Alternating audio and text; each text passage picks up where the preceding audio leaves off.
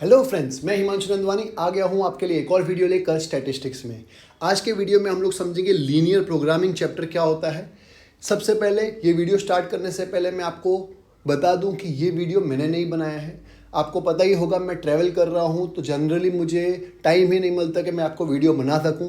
तो मैंने अपनी बहन को, जो मेरी रियल सिस्टर है, उनको बोला कि प्लीज़ मुझे एक वीडियो बना के दीजिए जिसमें हम लोग लीनियर प्रोग्रामिंग के सारे सम्स कवर कर सके मेरे उन व्यूअर्स के लिए जिनकी कल एग्ज़ाम है।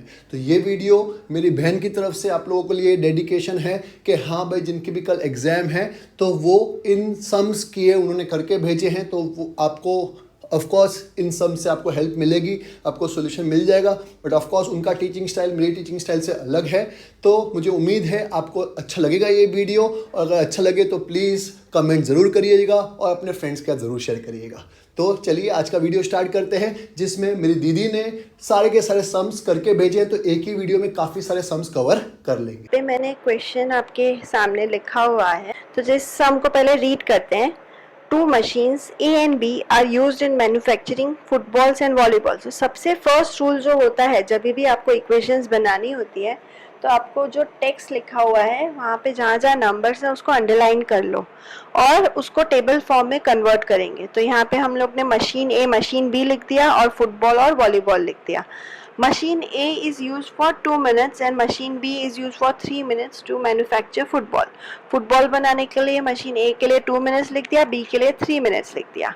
और वॉलीबॉल बनाने के लिए मशीन A के नीचे 4 मिनट्स लिख दिया और B के नीचे 2 मिनट्स लिख दिया।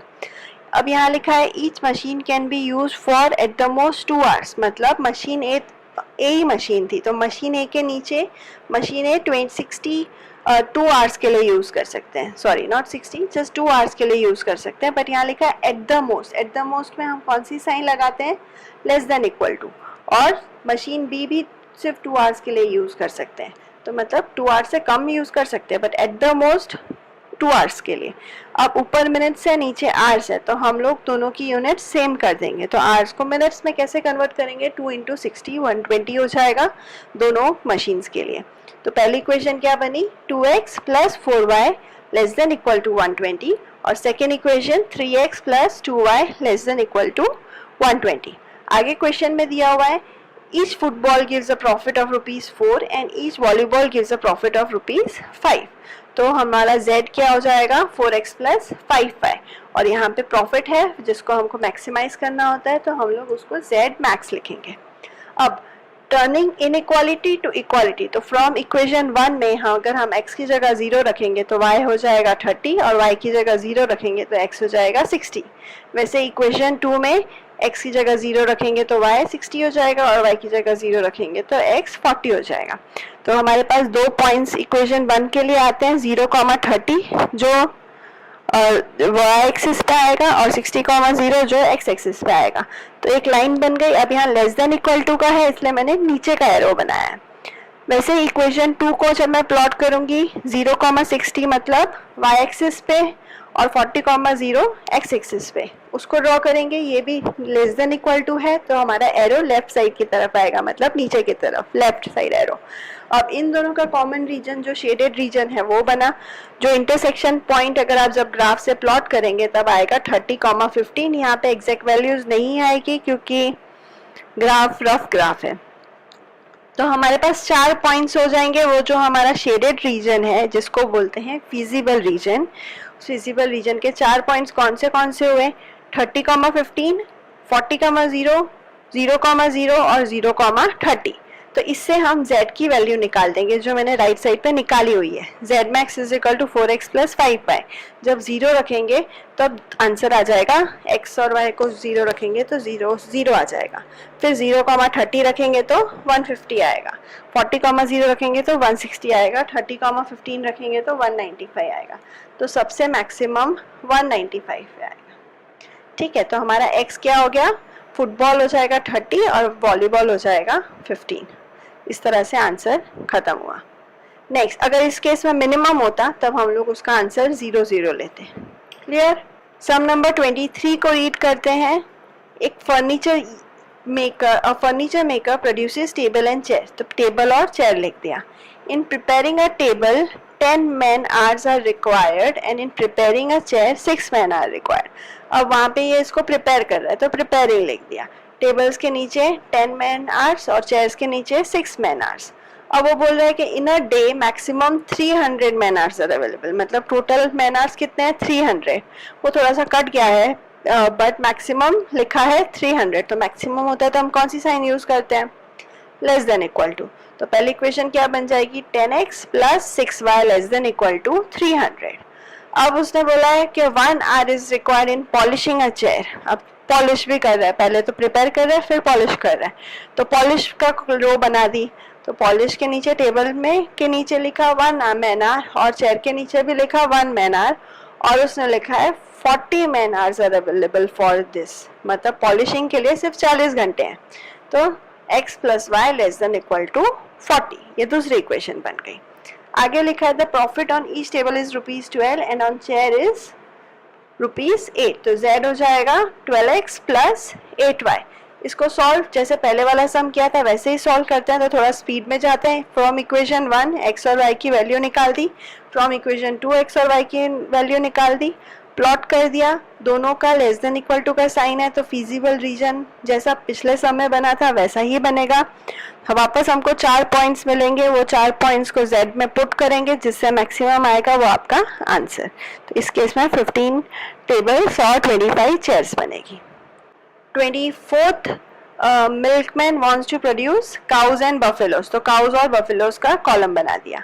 He can accommodate at the most 20 animals. जो उसके पास जो स्पेस है तो उसमें से 20 एनिमल्स ही आ सकते हैं. तो नंबर ऑफ एनिमल्स मैंने काउज को x ले लिया, बफेलो को y ले लिया, टोटल 20 ही आ सकते हैं, मतलब 20 से कम आ सकते हैं. तो इसका इक्वेशन बन जाएगा x plus Y less than equal to 20. अब उसने लिखा है डेली एक्सपेंस ऑन फूड. अब काऊ और बफेलो रख तो लिया, उनका एक्सपेंस भी है. तो एक्सपेंस क्या है, डेली एक्सपेंस काऊ का ₹5 है, एक काऊ का ₹5 है, तो x नंबर ऑफ काउस का कितना हो जाएगा 5x और बफेलो का 8y और उसके पास टोटल पैसे कितने हैं 136. तो आपका क्या इक्वेशन बनेगी 5x plus 8y less than equal to 136. 136 less than क्यों, क्योंकि उसके पास 136 रुपीज ही है तो उससे कम खर्च कर सकता है, उससे ज्यादा नहीं खर्च कर सकता, राइट. फिर क्या लिखा है each cow gives 5 liter milk and buffalo gives 7 liter. How many cows and buffaloes should be purchased to get maximum quantity? तो वापस z को मैक्सिमाइज करना है, नंबर ऑफ लीटर्स है तो 5x प्लस 7y आपका z हो जाएगा. सेम उस जैसे पहले वाला सम है उसकी तरह ही दो इक्वेशन बनेगी. x plus Y less than equal to 20, 5x plus 8y less than equal to 136. x और y के दोनों पॉइंट्स निकाल दिए दोनों इक्वेशन से, प्लॉट कर दिया, दोनों का सेम रीजन सेम ग्राफ बना है और उसको z में पुट किया तो आपको 8 और 12 पे मैक्सिमम लीटर्स ऑफ मिल्क मिलेगा. तो x हो जाएगा 8 और y हो जाएगा 12, मतलब 8 cows and 12 buffaloes. Next sum पे 25th नंबर के सम में ये भी सिमिलर ही है, बहुत ईजी है. Manufacture produce 2 types of machine for producing machine of type A. अब टाइप ए टाइप बी लिख दिया. मशीन टाइप ए के लिए उसको 2 टन्स ऑफ आयरन चाहिए तो आयरन हॉरिजॉन्टल रो में लिख दिया, आयरन 2 टन और 200 वर्किंग आवर्स, मतलब वर्किंग आवर्स 200 आवर्स हो गए.